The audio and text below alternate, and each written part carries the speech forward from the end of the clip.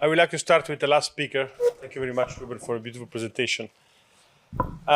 You know, what I always wonder, and because I know that you are very involved in European society about this topic, why as a cardiologist we don't push to do what the radiologists did.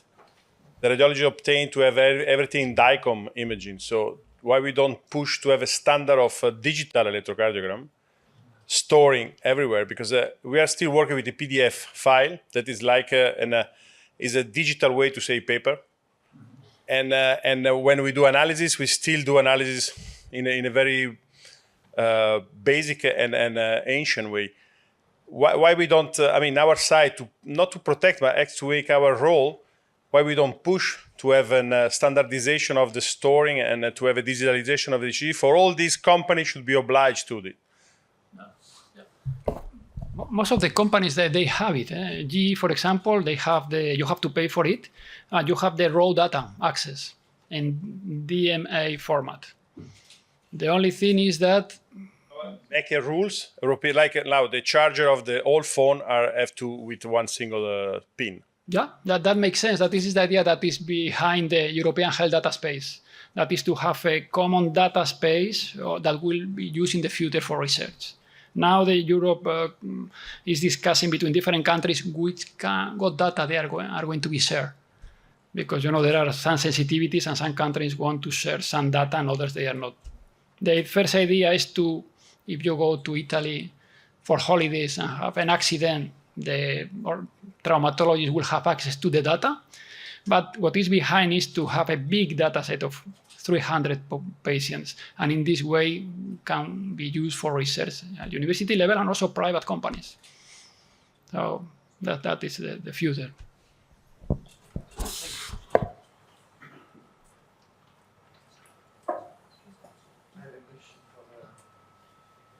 Dr. Nadibal. My understanding is that the experience that you have now is like at the beginning, but it would be interesting to also combine these. That's all. When a tamponade happens, everything is very chaotic, and at this point there are no many guidelines on how to manage these patients. So I find it interesting how the model works, and it would be also interesting to have some information on how, for example, the best anesthesia to have a management during a tamponade, or eventually these are patients with heparinization. What is sometimes you give protamine. What would be the best management to buy time in order to start the drainage, and so all the management, pharmacologic management in these conditions. Yeah, surely the tamponade model that we've developed is far simpler than what's going on in the patient care. We're keeping many things as the same as possible to isolate these measurements. But certainly, a patient comes out of surgery and has different inotropes, chronotropes, dromotropes, trying to manage that, and that these signals maybe fluctuate normally in the ICU as just they're trying to care for the patient. Maybe they're going to get lost. So I'm really hoping to look and we find something that's got that dramatic change, so that I can go back and we'll see that passes the test of the rigor with all the other confounding factors that the caretakers are having to do for these patients.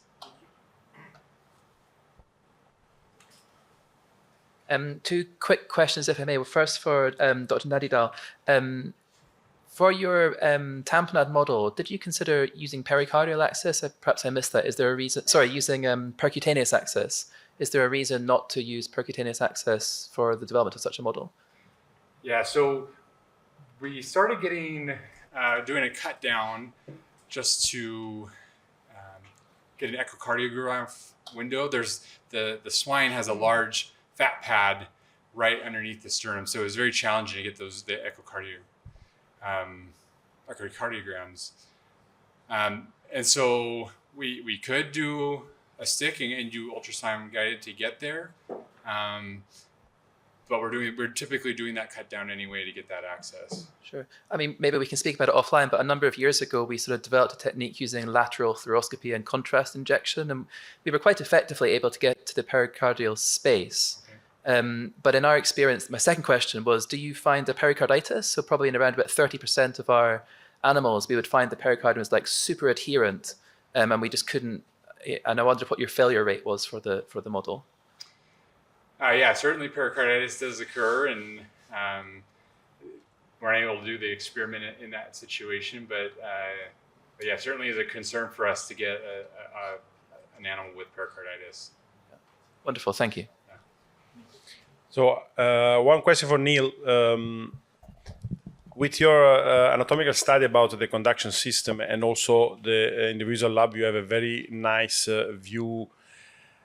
Do you think, I mean, what is, I mean, if you can dream and let's say they give you whatever you want, what is the best lead? I mean, what you will improve in the lead, or what is the part of the lead that today should be better, or do you have an idea how we should go? Because we are still using traditional lead for such a complex situation.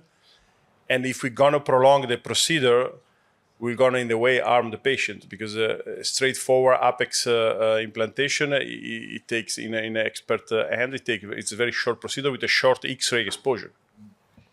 Yeah, so I guess maybe to comment on some words that we heard in your lab over the last few days is something that I believe Luigi said is, you know, the LBB is like 90% the catheter and 10% the lead. So I think, you know, historically, if we want to think about like lead technology, things like that, the Medtronic made like the 3830 lead that's kind of floppy enough and durable enough to kind of put anywhere you want. So that's kind of the evolution of where conduction system began. You know, it began in China. They were able to screw this lead across the septum. They tried to do it in the HIS, and then the HIS had long-term stability issues. But I think there are other, you know, lead configurations that could be more beneficial. So there's kind of this idea maybe of like a nodal capture, so having a capture of both the right and left bundle branch in the same lead. So I think in a perfect world, we could have a lead that could capture both and have control over the timings of both left and right ventricle. And just last question about the Bachmann, because my perception is that when we implant this patient, they have a large left atrium. It seems that the septum is stretched. I have impression that they do everything well, and then I see these people frustrated because they have a bad threshold, and they are not confident to leave the lead there, even they find everything how it should be. Now, the point that these sick people probably they stretch the area of the Bachmann. Maybe we should consider a completely another way to implant. Do you have an idea what is the rate? I mean, did you ever calculate the space and in relation with the lead tip?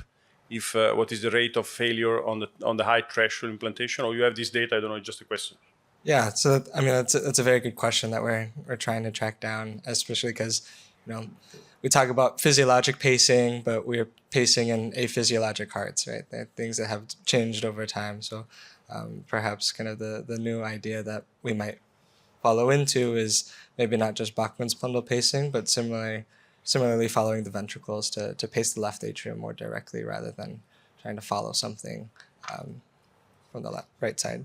Yeah. So I want to make a very small remark about wearables.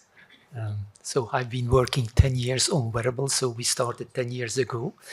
And PPG is a very old technology, more than 40 years ago. Nobody understands the complexity of it. So I would not put too much hope on it, because just the wearable, the amount of force that you put on it, the biomechanical properties of your skin, of your blood system, the arteries, the vein. So we did some studies in different parts of the world. Even the measurements between your left hand and your right hand are already completely different. It is so complex. So all these companies we sell wearables, they are spending billions and billions, but they don't understand the physiology of it. So let's not hope for have a solution tomorrow. I invite you to come to the lab. We do comparisons with all the wearables which are on the world. Don't believe them. I really, yeah, they sell it. Yes, they sell it. They sell it. But I mean, are you going to make a clinical decision on a wearable? I leave it up to the clinicians. Yeah, it's a good remark. But the thing is that if I understand now, PPG is still wellness. No, and an electrocardiogram is medical Yes. device.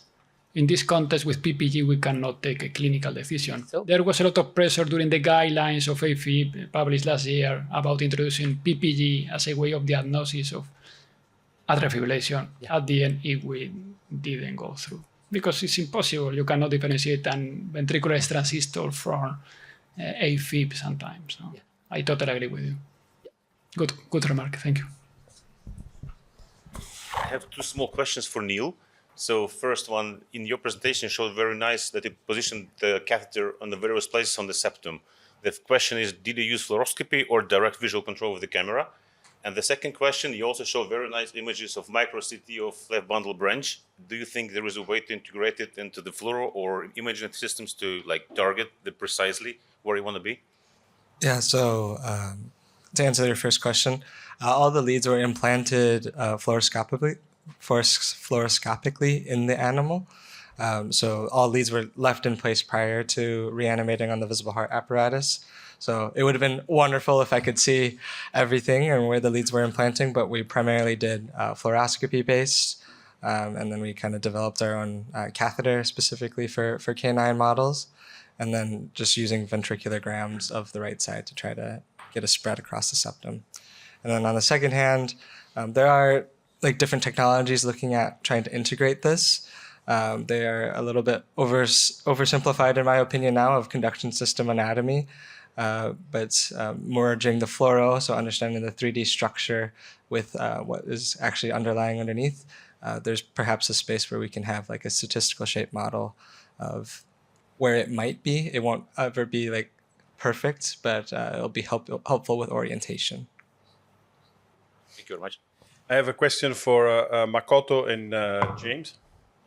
And it's the same question where we told you're both different problems. So do you think, and it's if you get a short answer, it will be easy because then we go on.